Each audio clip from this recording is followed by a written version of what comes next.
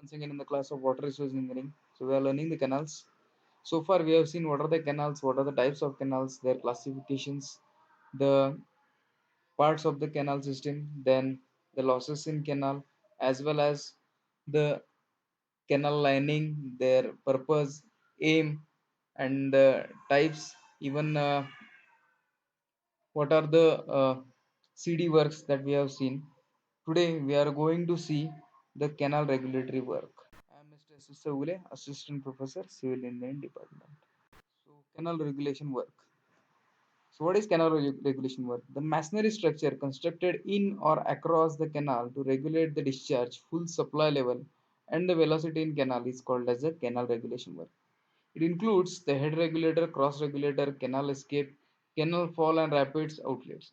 So these are the kind of structure which we can use to control the water flow or to store the water, or up to what level we have to store the water, and how to supply the water.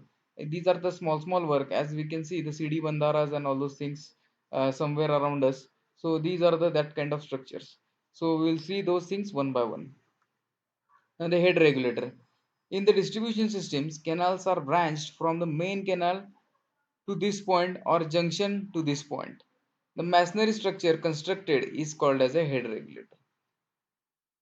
It diverts the necessary discharge from reservoir to canal or main canal to branch canal to control, regulate, or measure the discharge, to control the silt entry in taking of canal, to stop the supply of water when not needed, that is at the end of rotation, or for the repair. So what are the functions of this head regulator? So it regulates the discharge, it diverts proportionate quantity of silt to off-taking canal, it helps to measure the discharge. The head regulator consists of rectangular opening with the barrels running through the bank. The upstream abutment is given curved shape while it is the normal on the downstream side to divert the water and silt. Now the cross regulator. The regulator constructed in or across the parent canal on the downstream of major branch or distribution head regulator is called as a cross regulator. What are the functions? The functions are to control flow of water in the canal system, to feed the off-taking canals, to enable closing of the canal branches on downstream side, to provide roadway for vehicular traffic, for regular pier and abutment which grooves are constructed parallel to the parent canal, and the vertical lift gates are fitted in to these grooves. So these are the kind of the bandaras that we can see uh, in our region. We have so many bandaras in our western Maharashtra region to storage of water. So these kind of gates, that pier and abutment arrangement has been done over there, and we can uh, pull up the gates which are made up of the uh, wooden planks, and that can be done to control the flow of water. So what is the difference between head regulator and cross regulator? So head regulator, these are constructed at off-take point, and cross regulator, these are constructed in main canal or parent canal downstream of the off-take canal. It regulates the supply of taking canal. It regulates the supply of parent canal. It controls silt entry into off-taking canal. It already silt is controlled by the head regulator because it is at the downstream side. It helps the shutting of the supplies when not needed in off-taking canal or when off-taking channel is required to be closed for the repairs. And the cross regulator, it helps in closing the supply to the downstream of the parent channel for the purpose of repairs or etc. Now these are the canal regulators.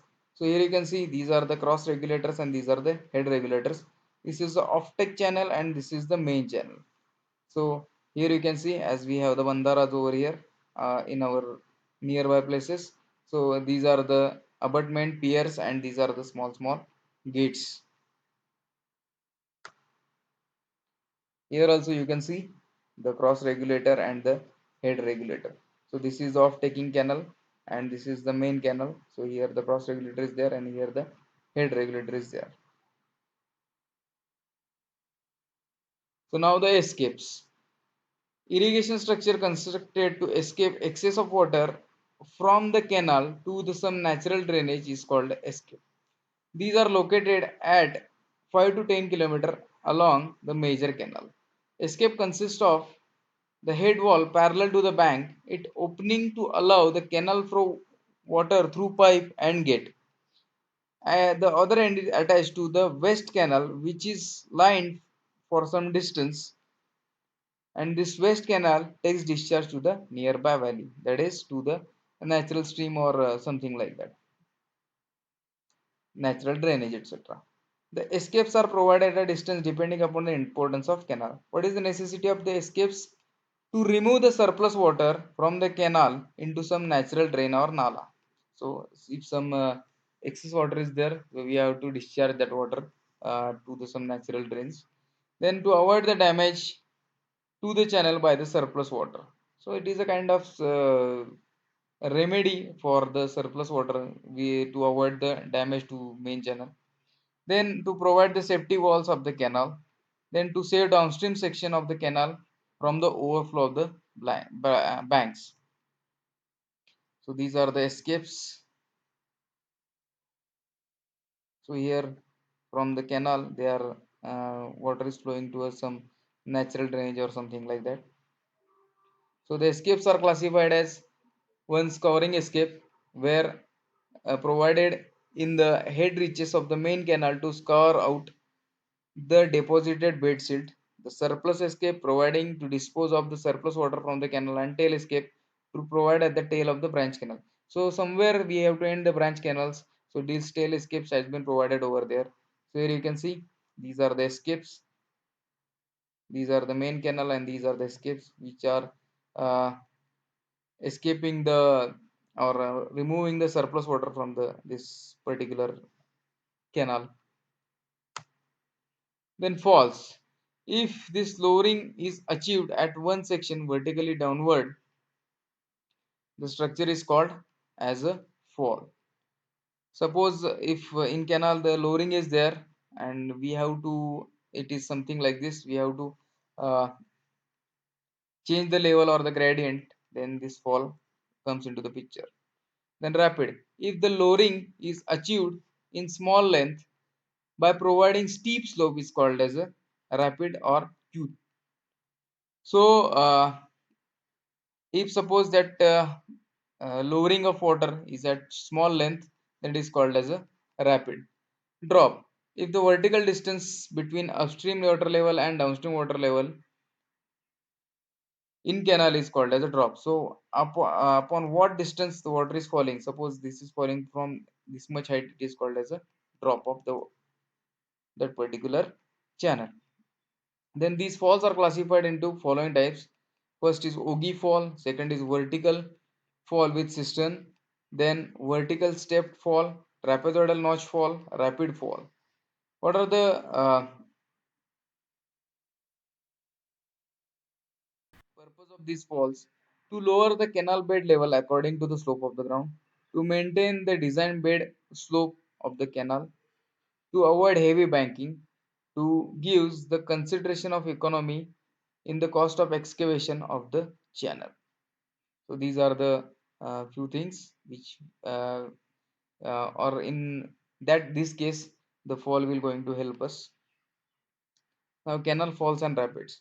So canal falls and rapids are constructed when it is necessary to lower the bed so as to avoid the heavy banking.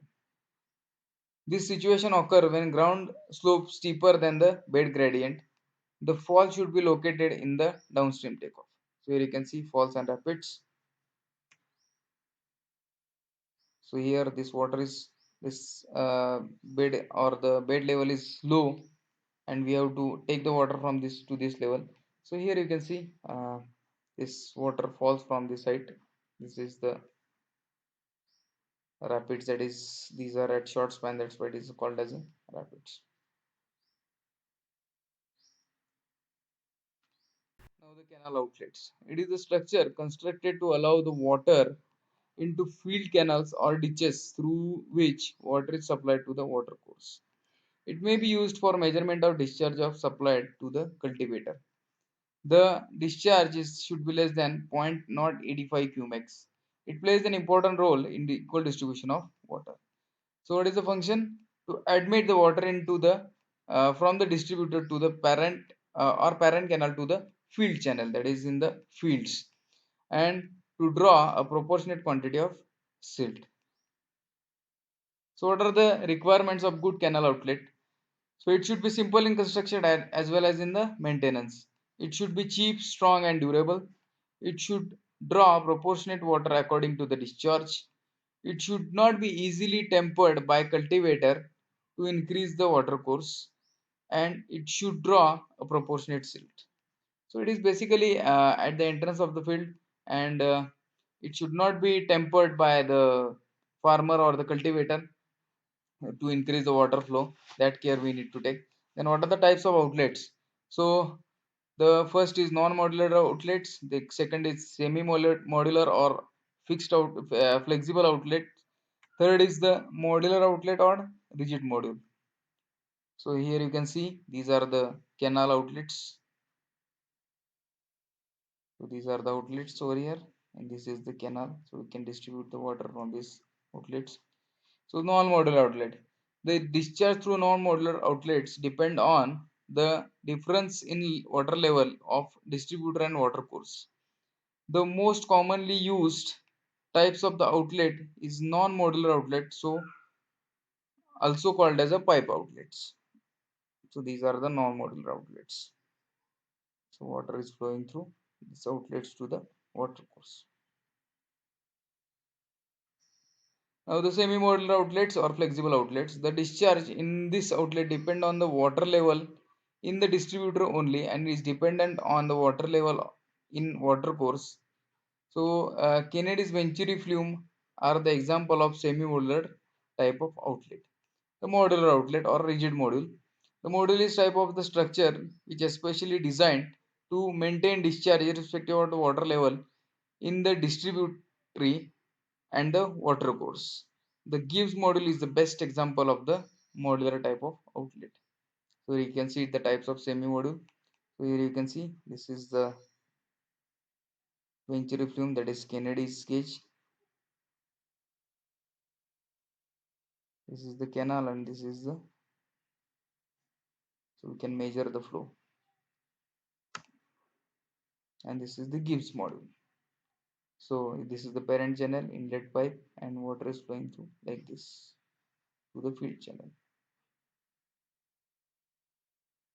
This is the plan and this is the L section. That is water is coming like this and going into the field channel. So this is for today's lecture.